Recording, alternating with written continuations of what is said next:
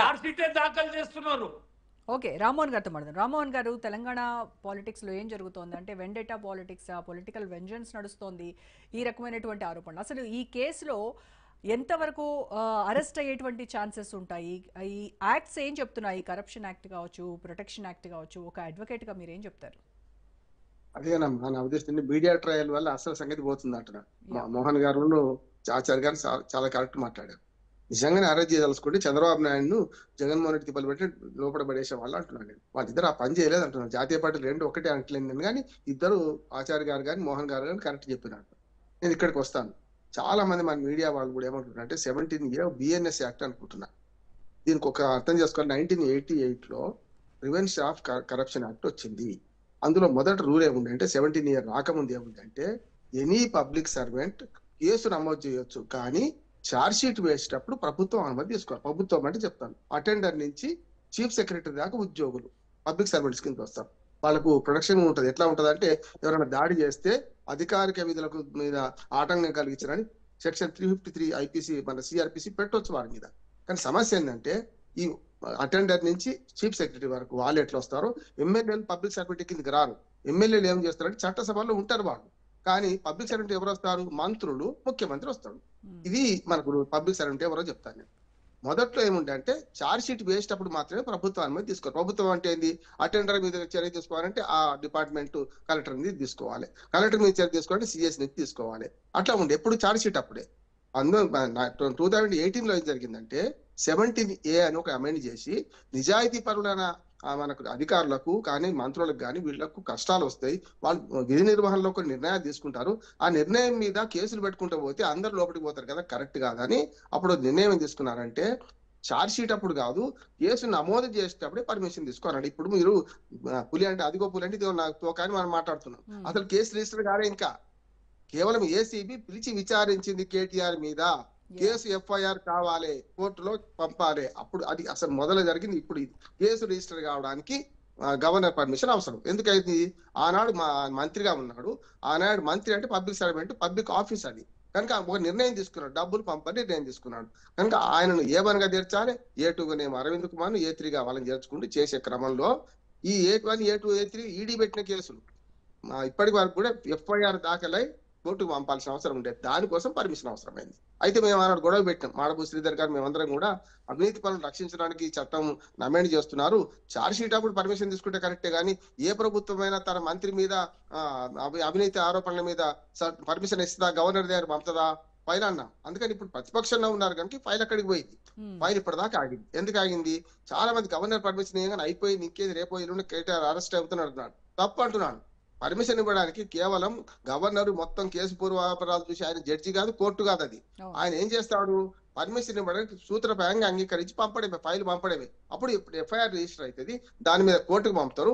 ఆ తర్వాత charge sheet దాఖలు చేసే ముందు అరెస్ట్ చేస్తారా, చేయక ముందు అరెస్ట్ చేస్తారా వీరు. అందుకని కేటీఆర్ గారు మన ఈ కోర్టు రక్షణ ఎందుకు తీసుకున్నారు, హైకోర్టుకి ఎందుకు వెళ్ళిందంటే గతంలో ఇన్సిడెంట్ ఉంది మనకు ఆంధ్రప్రదేశ్ లో. ఎలాంటి 17A మన రూల్స్ పాటించకుండా బస్సులో అద్దాలు పగలగొట్టి చంద్రబాబు నాయుడు అరెస్ట్ చేసి తీసుకుపోయి చేసింది. అదే 17A రక్షించింది ఆయనడు. ఇప్పుడు చంద్రబాబు నాయుడు సుప్రీంకోర్టు పిటిషన్ వేస్తే ఆ 17A రక్షించింది ఆయనకు. ఆ కేసు పోతుంది, అది గుట్టుగానే పోతుంది. ఇక్కడ కూడా ఏమంటున్నానంటే కేటీఆర్ గారు ఏమన్నారు? డబ్బులు పంపని చెప్పింది నేనే అన్నా, కరెక్ట్. కానీ ఇప్పుడు ఏమంటున్నాడు ఆయన? డబ్బులు అయినా కానీ ఆ రూల్స్ చూసుకోవాల్సింది వాళ్ళు కదా అన్నాడు. కరెక్టే కదా. ఇంతకుముందు మోహన్ గారు మంచి ఉదాహరణ చెప్పారు. పంచాయతీ సర్పంచ్ తీర్మానం లేకుండా ఇలా నియమన్నాడు అనుకోండి, ఇప్పుడు పంచాయతీ సెక్రటరీ ఏం చేయాలి? సార్ తీర్మానం లేకుండా చేయరాస్తారని చెప్పాలి.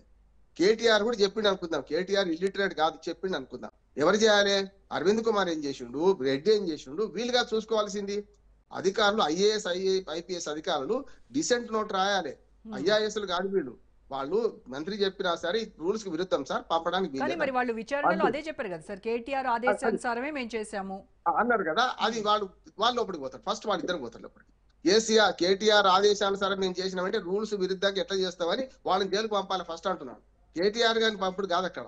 ఇంకొకటి చెప్తాను, కేటీఆర్ గారి నేను చెప్తేనే చేసిండ్రు, కానీ మా ప్రభుత్వం వస్తుంది అనుకున్నాం, తర్వాత రెక్టిఫై చేసుకోవచ్చు అనుకున్నాం అన్నాడు. ప్రభుత్వం రాలేదు, పోయింది. ఇప్పుడు వీళ్ళు కేసు పెట్టిండ్రు.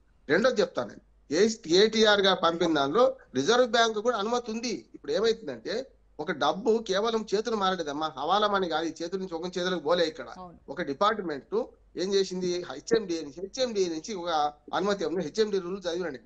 10 కోట్ల కంటే ఎక్కువ ట్రాన్స్ఫర్ చేస్తే ఖచ్చితంగా క్యాబినెట్ ఆమోదం ఉండాలి, లేకుంటే ప్రభుత్వం, క్యాబినెట్ అంటే ప్రభుత్వం ఆమోదం ఉండాలి. ఇక్కడ ఏంటి 54,85,00,000 మార్చింది, పంపించింది.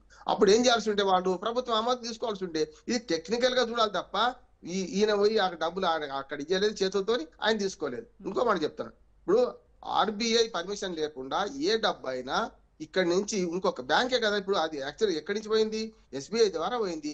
ఎస్బీఐలో గవర్నమెంట్ అకౌంట్స్ ఉన్నాయి, డబ్బులు ఉన్నాయి. వాళ్ళు పంపేటప్పుడు ఆర్బీఐ పర్మిషన్ ఎవరు తీసుకోవాలి, కేటీఆర్ తీసుకుంటాడా కూర్చొని? ఎవరు తీసుకోవాలి? బ్యాంక్ కూడా తీసుకోవాలి.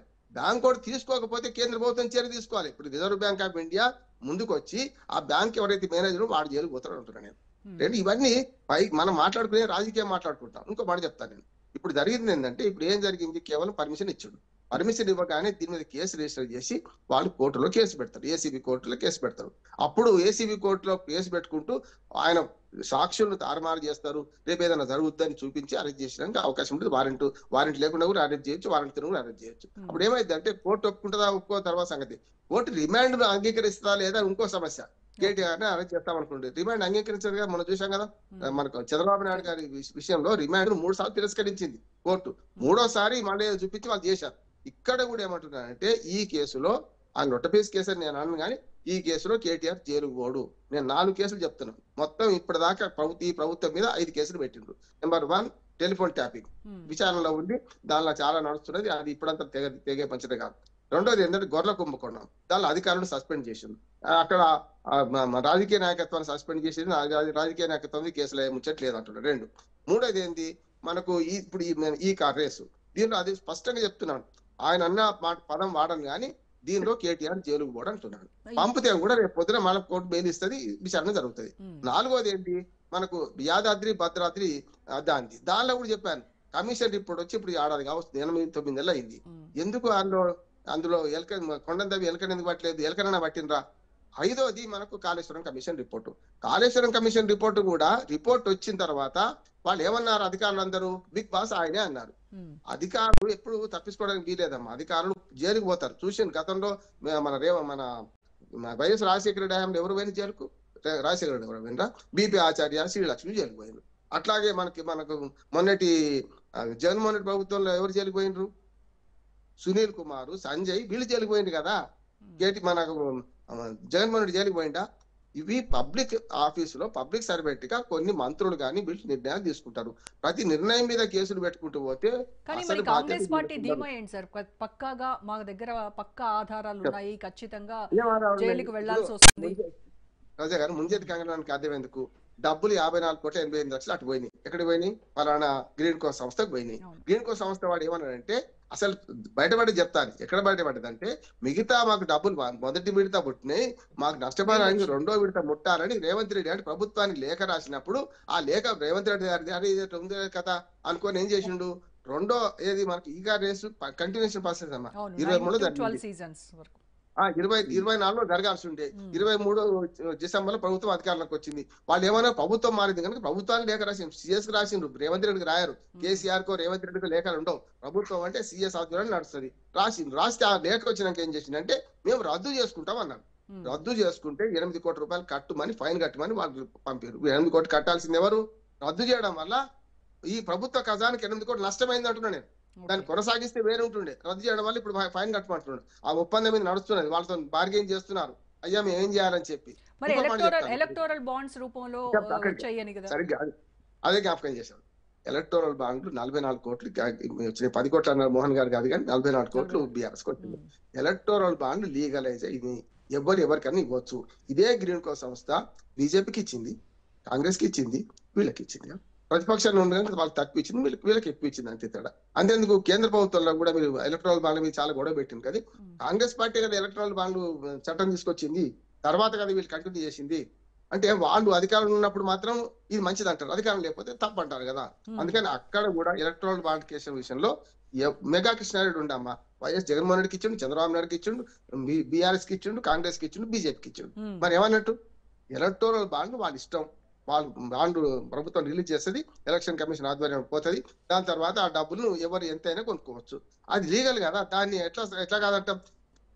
బ్రోకర్ అంటే ఎప్పుడైందంటే, ఈ డబ్బు అక్కడికి పోయినాక ఆ డబ్బుని వేరే అకౌంట్ పోయింది అనుకోండి, 54,88,00,000 పోయినాయి.